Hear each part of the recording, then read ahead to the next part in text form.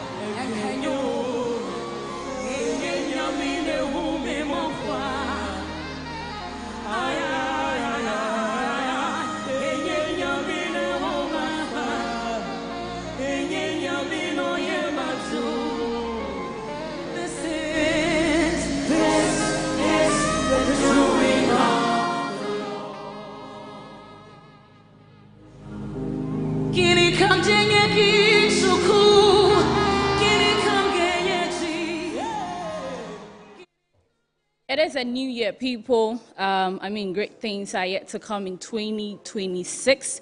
Regardless of whatever happened in 2025, we've gotten into 2026 peacefully.